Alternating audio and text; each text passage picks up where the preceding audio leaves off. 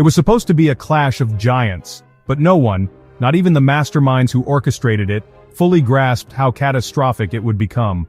On one side stood Nazi Germany, riding high after conquering most of Europe, driven by ideology, arrogance, and Adolf Hitler's obsessive hunger for expansion. On the other, the vast and brutal empire of the Soviet Union, ruled by Joseph Stalin, a man just as ruthless, paranoid, and calculating. Their war, the German-Soviet War, better known as the Eastern Front of World War II, became the largest and deadliest conflict in human history, responsible for over 30 million deaths, the destruction of entire cities, and a scar on civilization that never fully healed. The story begins in 1939, when Germany and the Soviet Union shocked the world by signing the Molotov-Ribbentrop Pact, a non-aggression treaty that secretly carved up Eastern Europe between them.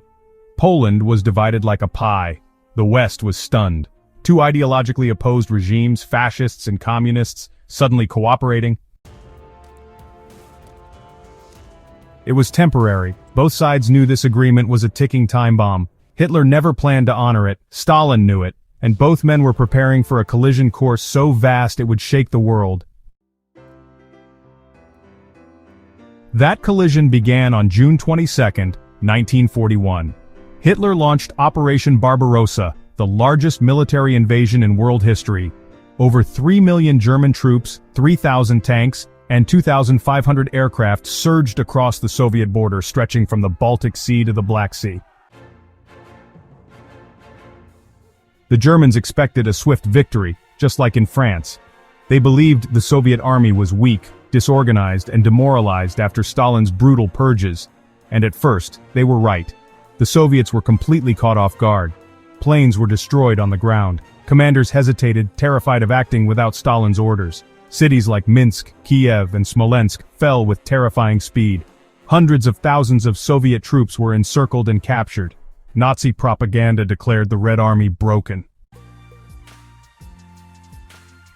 But what Hitler didn't realize was that Soviet collapse wasn't the same as Soviet defeat. Stalin ordered a brutal scorched earth policy, villages burned, crops destroyed, factories dismantled and sent east.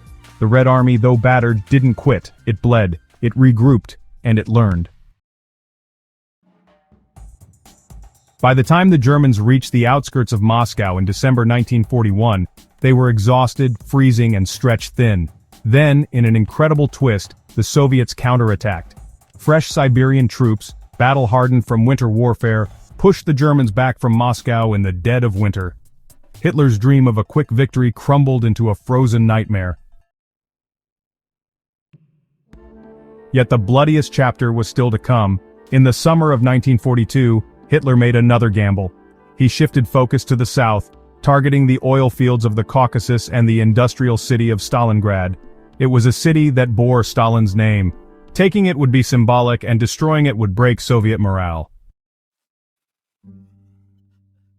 The Battle of Stalingrad became the turning point of the entire war. The Germans poured everything into it: planes, tanks, elite divisions. The Soviets responded with absolute ferocity: house-to-house combat, snipers on every rooftop. The city became a graveyard. Every block was contested, every ruin soaked in blood. But then came the Soviet trap. In November 1942, the Red Army launched Operation Uranus, a massive encirclement maneuver. They didn't attack the Germans head-on. Instead, they struck the weaker Romanian and Hungarian flanks guarding the city. Within days, over 300,000 Axis troops were trapped inside Stalingrad, cut off from supplies, freezing in winter, and slowly starving. Hitler ordered them to hold their ground. No retreat, but there would be no relief. In February 1943, after months of agony, Field Marshal Paulus surrendered. It was the first time a German field marshal had ever surrendered in history. Over 90,000 soldiers were captured.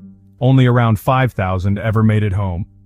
It was a devastating blow to Nazi prestige. From that moment on, the tide turned. The Soviet Union, once written off as backwards and broken, became a war machine. Factories in the Ural Mountains produced thousands of tanks, aircraft, and artillery. Entire cities were rebuilt. Millions of new troops were drafted. and Stalin's generals, Zhukov, Rokossovsky, Konev, began pushing west.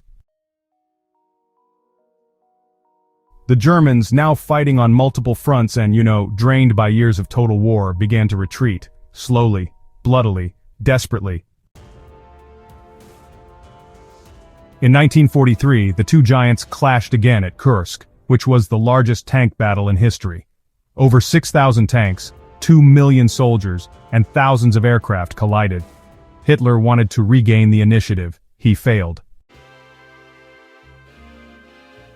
The Red Army stood firm and then advanced. From that point on, it was a relentless Soviet march toward Berlin.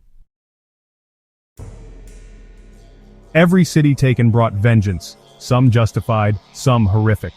The Germans had committed countless atrocities during their invasion: mass executions, the starvation of civilians, the siege of Leningrad, and the mechanized murder of Jews, Poles, and Slavs.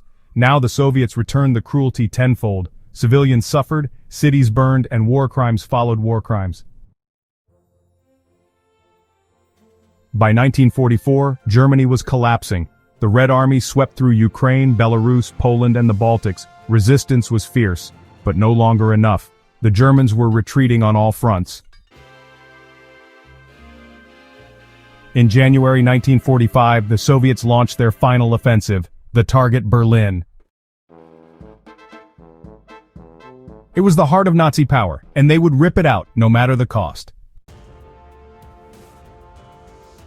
The Battle of Berlin was apocalyptic. Soviet artillery pounded the city day and night, buildings turned to rubble. German soldiers, old men, and teenagers fought in hopeless desperation. Hitler, hiding in his bunker, refused to flee.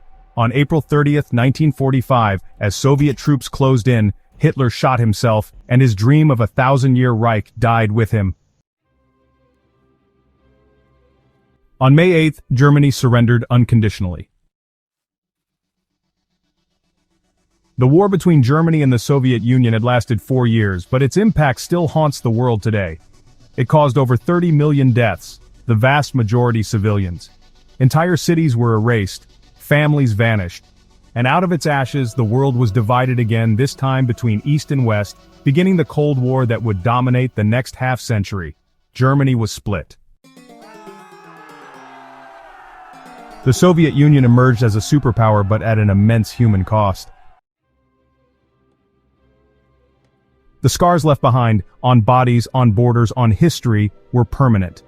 The war between Germany and the Soviet Union wasn't just the bloodiest chapter of World War II, it was a war within a war, a brutal, ideologically driven struggle between fascism and communism, between totalitarian titans, between two leaders who saw compromise as weakness. It defined what war could become in the modern age, mechanized, industrial, genocidal. And it reminded the world that sometimes the greatest threat to humanity is not one side or the other, but the very idea that domination is worth any cost. If this shocked you, imagine how many more are hidden in history's shadows. Subscribe now for real, untold stories of war, betrayal, and survival, narratives that textbooks ignore but the world must never forget.